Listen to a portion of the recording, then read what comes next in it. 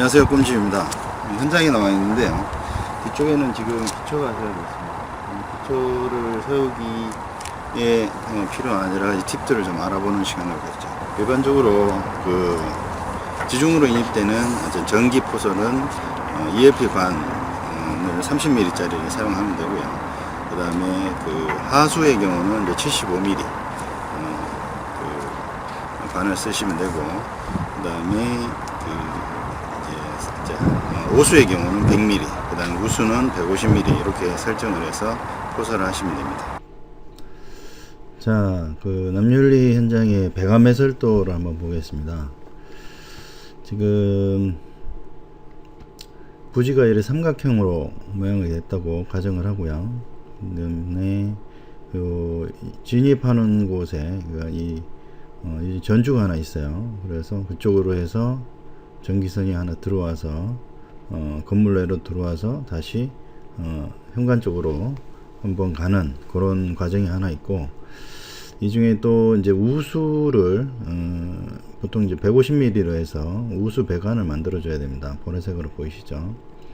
그리고 하수하고 오수 두 가지를 넣어 줘야 되는데, 나가는 부분을, 그러니까 이 건축 부지에 나가는 곳을 잘 잡아야 되는데, 대부분 보면 이제 보일러실이나 화장실, 그래서 배관이 가까운 쪽으로 배선하는데, 저희들은 다용도실에서 나가는 걸로 이렇게 잡았어요. 그래 나가는 곳에 내부에 기초가 쳐지니까 그런 부분 잘 포설을 해서 해야 되고요. 그 다음에 나가서 이제 관로하고 연결되는 그런 과정을 보도록 하겠습니다. 관로하고 연결되는 부분은 관에서 뭐 출국 같은 경우는 6개 업체 중에서 한 군데를 선정을 해서 하게끔 돼 있어요. 뭐 사고라든지 기타 다른 부설 작업이 이제 어렵다고 판단한 거죠. 그러면 전기 배설하고 우수 배관, 그 다음에 오수 하수, 그 다음에 상수도 연결하는 거를 한번 보도록 하겠습니다. 일단 자재부터 한번 보면 자재가 종류별로 있죠. 저 같은 경우는 20mm 우수관을 200mm로 썼는데 너무 좀 크더라고요. 그래서 부지도 작고 흘러나가는 양도 적을 경우에는 150mm로 해도 작업성도 훨씬 뛰어나고, 실제로 이제 관로하고 연결되는 부분도 150mm이기 때문에 150mm로 가는 게 좋을 것 같아요. 그리고 이제 오수 나가는 부분 100mm, 화장실에서 나가는 물이죠. 그리고 생활 하수, 손 씻고 설거지하고 이런 나가는 물은 75mm를 잡았어요.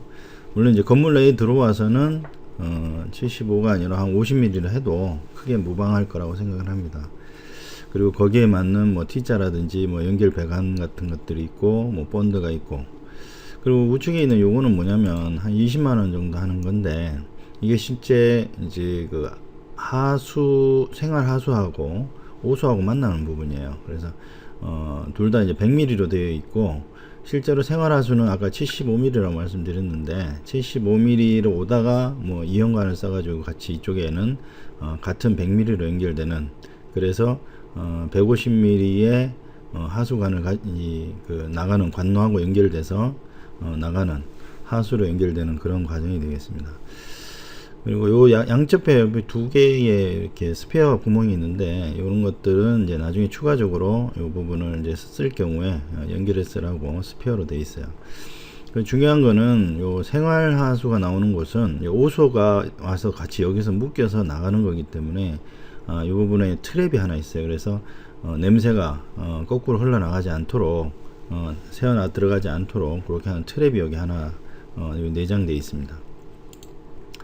자, 그러면은 전기 배선부터 연결을 해볼까요? 하면 이제 이게 이제 ELP 관이라고 이렇게 전기를 인입하는데 쓰는 겁니다.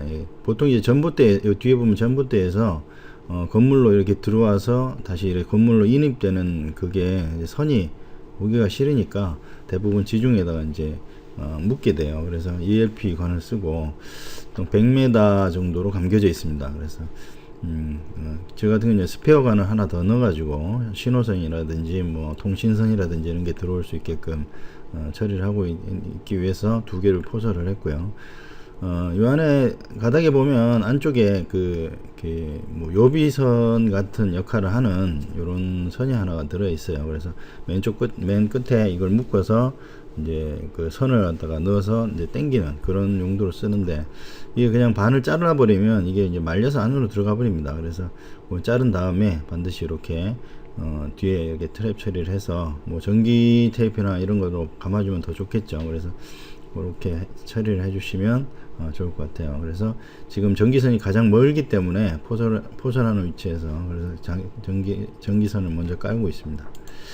그 다음에 이제 그 우수관인데요. 우수관은 이제 그 위치 선정하는 거는 지붕에서 내려오는 그 처마를 안쪽으로 어떻게 넣을 것인가, 그런 어느 곳에서 물이 가장 많이 들어오는가를 좀 고민을 해서 위치 선정을 하면 되겠습니다.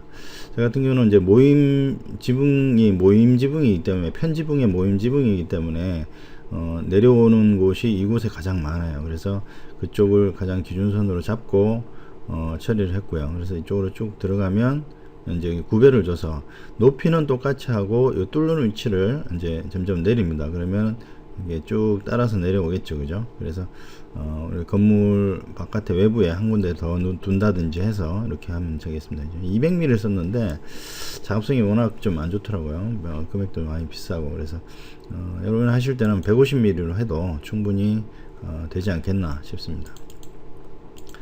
자, 그 다음에 이제 하수 오수관 연결을 할 건데요. 이제 가장 중요한 거는 아까 이제 다용도실에서 저희들은 빼가지고 이제 75mm 하고 100mm가 지금 나오는 과정입니다. 요 가해는 200mm 우수관이고요.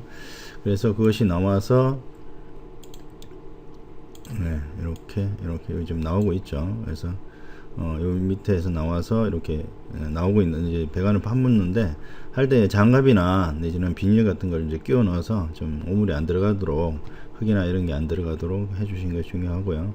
지금 요 과정에서 이렇게 엘보를 달아서 이제 건물 바깥으로 이렇게 끌어내는 과정이 되겠습니다. 그 끌어내는 과정에는 이제 끊어낸 위치는 나중에 그 이제 또 그 관로하고 연결하는 업체에서 해야 되기 때문에 그 부분을 이제 위치를 잘 파악을 해내야겠죠. 그래서 사진을 좀 찍어 두신다든지 그렇게 하시면 될 것 같습니다. 자, 이 부분을 한번 살펴보겠는데요. 여기 이제 그 건물 내로 들어가는 이제 배관 위치입니다. 오수하고 이제 오수하고 하수가 되겠죠. 그러면 우수와는 바깥에서 그냥 나가는 거니까 상관이 없고, 그렇게 연결되는 부분은 나중에 여기에 이제 이제 버림을 칠 건데, 버림 밑으로 들어가기 때문에 버림 밑으로 들어갈 수 있도록 이렇게 포크레인으로 파서 이렇게 그 버림 안쪽으로 시멘트가 안 흘러 들어가도록 이렇게 마감 처리를 잘 해주고 있는 상황이에요. 자, 포크레인 그 타설하는 과정 한번 볼까요? 이게 뭐 얘기는 오늘 포절하는 건 다 작업을 했습니다만은 한번 보겠습니다. 잠깐 보도록 하죠.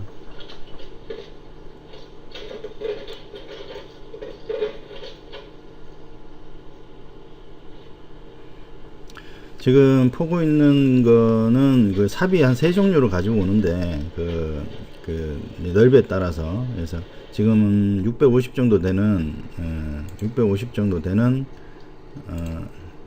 예.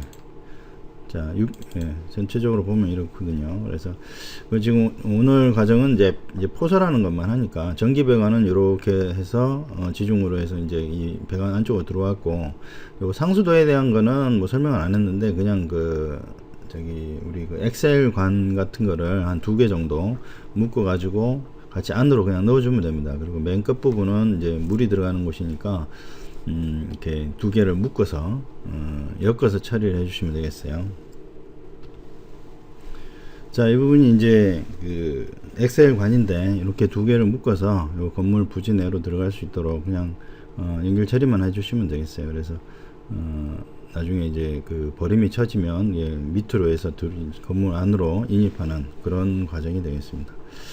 그렇게 해서 지금 전체적으로 상수도도 연결했고요. 엑셀관 2개 묻었고, 오수, 하수, 우수 이렇게 해서 작업을 다 끝냈습니다. 요 안에 그 버림 치는 거 이런 거는 좀 같이 설명이 되어 있는데 설명은 다음에 하도록 하겠습니다. 수고하셨습니다.